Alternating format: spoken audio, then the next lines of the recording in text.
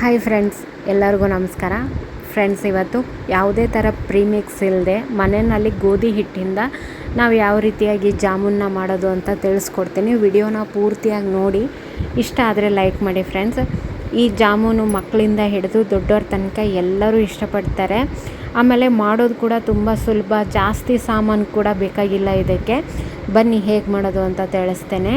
ಇಲ್ಲಿ ಒಂದು ಪಾತ್ರೆಯಲ್ಲಿ ನಾನು 2 ಕಪ್ಪಷ್ಟು ಸಕ್ಕರೆನ ತೊಗೋತಾ ಇದ್ದೀನಿ. ನಾನು ಖಾಂಡನ ಯೂಸ್ ಮಾಡ್ತಾ ಇದ್ದೀನಿ. ಇದು ಒಂಥರ ತರಿತರಿಯಾಗಿರುವಂಥ ಸಕ್ಕರೆ. ನೀವು ಬೇಕು ಅಂದರೆ ಕಾಳು ಸಕ್ಕರೆ ಕೂಡ ಇದಕ್ಕೆ ಸೇರಿಸ್ಕೋಬೋದು ಇದೇ ಅಳತೆನಲ್ಲೇ. ನಿಮಗೆ ಪಾಕ ಜಾಸ್ತಿ ಬೇಕು ಅಂದರೆ ನೀವು ಜಾಸ್ತಿ ಮಾಡ್ಕೋಬೋದು. ನಾನು ಕರೆಕ್ಟಾಗಿ ಪಾಕ ಮಾಡ್ತಾ ಇರೋದು ಇದಕ್ಕೆ.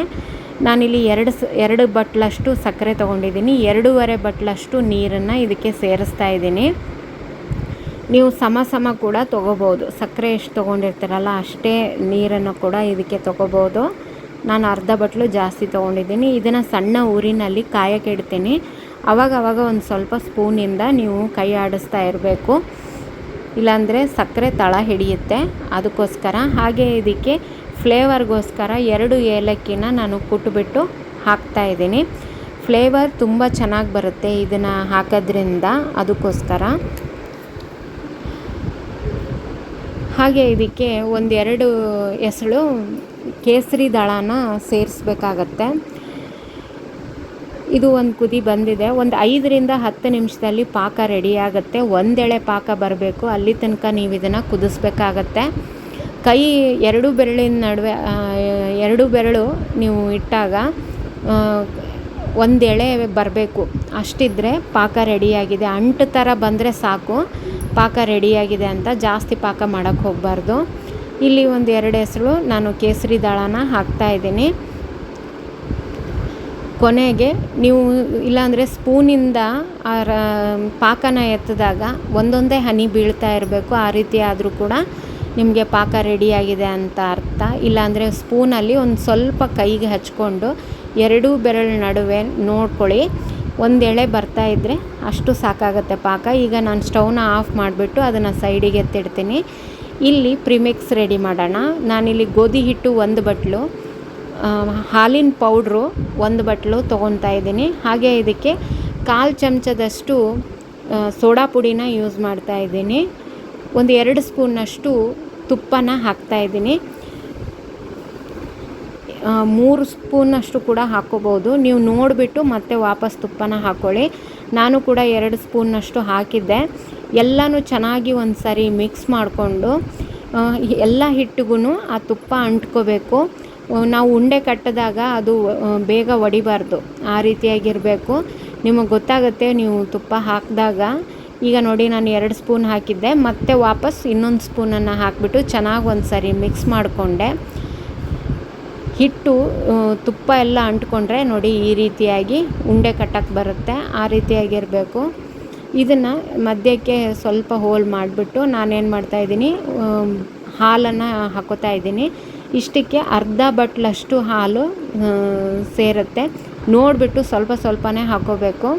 ತುಂಬ ಗಟ್ಟಿ ಕಲಿಸ್ಬಾರ್ದು ಹಿಟ್ಟನ್ನು. ನೀವು ಗಟ್ಟಿ ಕಲಿಸಿದ್ರೆ ಜಾಮೂನು ಒಡೆಯೋ ಚಾನ್ಸಸ್ ಇರುತ್ತೆ. ನೀವು ಎಣ್ಣೆನಲ್ಲಿ ಹಾಕಿದಾಗ ಅಥವಾ ನೀವು ತೆಗಿಬೇಕಾದ್ರೆ ಮಾಡಬೇಕಾದ್ರೆ. ಅದಕ್ಕೋಸ್ಕರ ನೀವು ಆದಷ್ಟು ಇದಕ್ಕೆ ನೋಡಿ, ಹಿಟ್ಟು ಈ ರೀತಿಯಾಗಿ ಒಡಕೊಡಕ್ಕೆ ಥರ ಇರಬಾರ್ದು. ಸಾಫ್ಟಾಗಿ ಚಪಾತಿ ಹಿಟ್ಟಿರುತ್ತಲ್ಲ ಆ ರೀತಿಯಾಗಿರಬೇಕು. ಅಂದರೆ ತುಂಬ ಚೆನ್ನಾಗಿರುತ್ತೆ. ಸ್ವಲ್ಪ ಹಾಲನ್ನು ಹಾಕ್ಕೊಂಡು ಕಲಿಸ್ಕೊಳ್ಳಿ. ಕೊನೆಗೆ ನಾನಿಲ್ಲಿ ಒಂದು ಸ್ವಲ್ಪ ತುಪ್ಪನ ಕೈಗೆ ಸವರ್ಕೊಂಡು ಅದನ್ನು ನಾದ್ಕೊಂಡು ಸೈಡಿಗೆ ಎತ್ತಿಡ್ತಾ ಇದ್ದೀನಿ. ಒಂದು 3-4 ನಿಮಿಷ ನೆನೆದ್ರೆ ಸಾಕು, ಅದಕ್ಕಿಂತ ಜಾಸ್ತಿ ನೆನೆಯೋದೇನು ಅವಶ್ಯಕತೆ ಇಲ್ಲ. ಇದಕ್ಕೆ ಒಂದು ಮುಚ್ಚಳನ ಮುಚ್ಚಿಬಿಟ್ಟು ನಾನಿದನ್ನು ಒಂದು 3-4 ನಿಮಿಷ ನೆನೆಯಕ್ಕೆ ಬಿಡ್ತೀನಿ. 3-4 ನಿಮಿಷ ಆದಮೇಲೆ ಇದನ್ನು ತೆಗೆದ್ಬಿಟ್ಟು 2 ಉಳ್ಳೆ ಮಾಡ್ಕೊತೀನಿ. ಉಳ್ಳೆ ಮಾಡಿಕೊಂಡು ಸಣ್ಣದಾಗಿ ನಿಮಗೆ ಯಾವ ಸೈಜ್ ಬೇಕಲ್ಲ ಜಾಮೂನು, ಆ ಸೈಜ್ಗೆ ನೀವು ಉಳ್ಳೆನ ಹರ್ಕೊಳ್ಳಿ. ನೀವು ಓವಲ್ ಶೇಪಲ್ಲೂ ಮಾಡ್ಬೋದು ಅಥವಾ ರೌಂಡ್ ಶೇಪಲ್ಲೂ ಮಾಡ್ಬೋದು. ನಾನು ಮೊನ್ನೆ ಒಂದು ಹೋಟ್ಲಲ್ಲಿ ನೋಡಿದ್ದೆ, ಈ ಓವಲ್ ಶೇಪಲ್ಲಿ ಸಿಲಿಂಡ್ರಿಕಲ್ ಶೇಪಲ್ಲಿ ಅದು ಮಾಡಿದ್ರವರು. ಹಾಗಾಗಿ ನಾನು ಕೂಡ ಆ ರೀತಿ ಮಾಡ್ತಾಯಿದ್ದೀನಿ. ಸ್ವಲ್ಪ ನಾನು ಉಂಡೆ ಥರನೂ ಮಾಡ್ತೀನಿ ರೌಂಡ್ಗೆ. ನನ್ನ ಮಗಳಿಗೆ ಜಾಮೂನ್ ತುಂಬಾ ಇಷ್ಟ. ಹಾಗಾಗಿ ಇವತ್ತು ಜಾಮೂನ್ ಮಾಡ್ತಾ ಇರೋದು ಅವಳಿಗೋಸ್ಕರ ಅಂತಲೇ. ನೋಡಿ, ಇದು ಉಳ್ಳೆನ ಎರಡೂ ಕೈಗಳ ಮಧ್ಯೆ ಚೆನ್ನಾಗಿ ಈ ರೀತಿ ತಿಕ್ಕಿಬಿಟ್ಟು ನೀವು ಯಾವ ಶೇಪ್ ಬೇಕಲ್ಲ ಆ ಶೇಪಲ್ಲಿ ನೀವು ಇದನ್ನು ಮಾಡಬೇಕು. ಯಾವುದೇ ಥರ ಕ್ರ್ಯಾಕ್ ಇರಬಾರ್ದು ನಾವು ಈ ರೀತಿ ಉಂಡೆ ಕಟ್ಟಬೇಕಾದ್ರೆ, ಇಲ್ಲಾಂದರೆ ಏನಾಗುತ್ತೆ, ಎಣ್ಣೆನಲ್ಲಿ ಹಾಕಿದಾಗ ಒಡೆದೋಗ್ಬಿಡುತ್ತೆ. ಅದಕ್ಕೋಸ್ಕರ ಚೆನ್ನಾಗಿ ಅದನ್ನು ತಿಕ್ಕಿಬಿಟ್ಟು ನಾವು ಯಾವ ಶೇಪ್ ಬೇಕೋ ಆ ಶೇಪ್ ಮಾಡಿದ್ರೆ ನಿಮಗೆ ಯಾವುದೇ ಥರ ಒಡಕು ಬರಲ್ಲ. ನಿಮ್ಗೆ ಹಂಗೇನಾದರೂ ಅನಿಸಿದ್ರೆ ಕೈಗೆ ಒಂದು ಸ್ವಲ್ಪ ತುಪ್ಪ ಸವರ್ಕೊಂಡು ನೀವು ಈ ರೀತಿಯಾಗಿ ಮಾಡಿ ಇಟ್ಕೊಳ್ಳಿ. ನಾನು ಎಲ್ಲನೂ ಇದೇ ರೀತಿಯಾಗಿ ಮಾಡ್ತೀನಿ. ಹಾಗೆ ಒಂದು ಸ್ವಲ್ಪ ರೌಂಡ್ ಶೇಪಲ್ಲೂ ಕೂಡ ಮಾಡ್ತೀನಿ.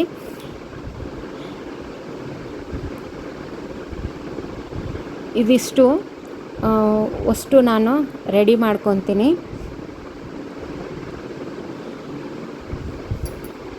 ನೋಡಿ, ಈಗ ಎಲ್ಲನೂ ರೆಡಿಯಾಗಿದೆ. ಈಗ ಎಣ್ಣೆ ಕೂಡ ಕಾಯಕ್ಕಿಟ್ಟಿದ್ದೆ ನಾನು. ಎಣ್ಣೆ ಅತಿಯಾಗಿ ಕಾದಿರಬಾರ್ದು, ಇಲ್ಲಾಂದರೆ ಎಲ್ಲ ಒತ್ತೋದಂಗೆ ಆಗಿಬಿಡುತ್ತೆ. ಅದಕ್ಕೋಸ್ಕರ ಮೀಡಿಯಮ್ ಊರಿನಲ್ಲಿರಬೇಕು.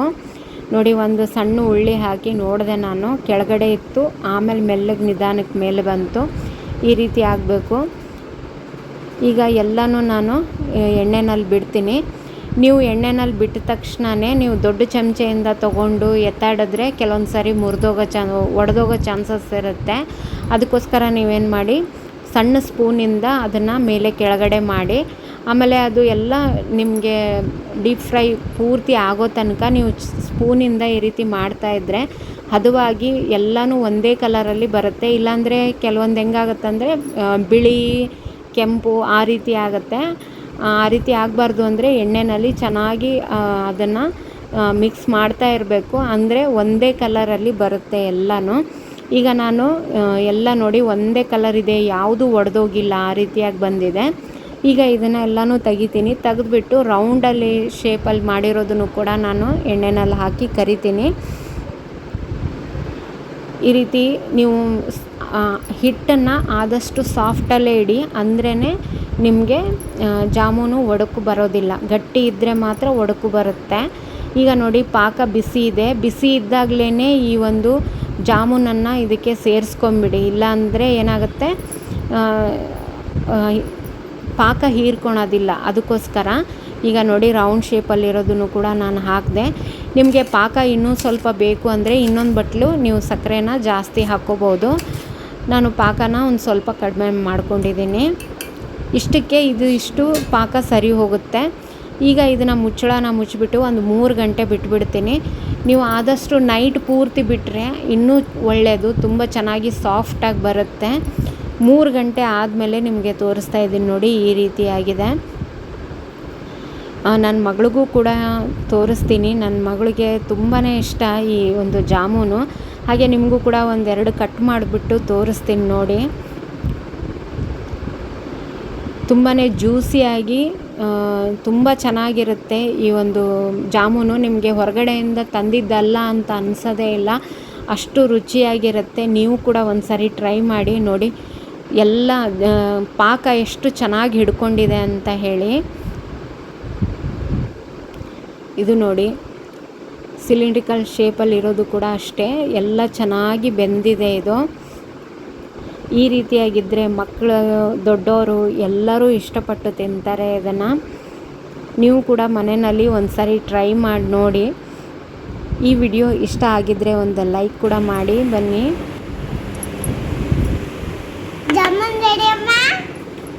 ಓ ಎಸ್, ವಿಡಿಯೋ ಇಷ್ಟ ಆದರೆ ಲೈಕ್ ಮಾಡಿ friends. Thank you friends, bye.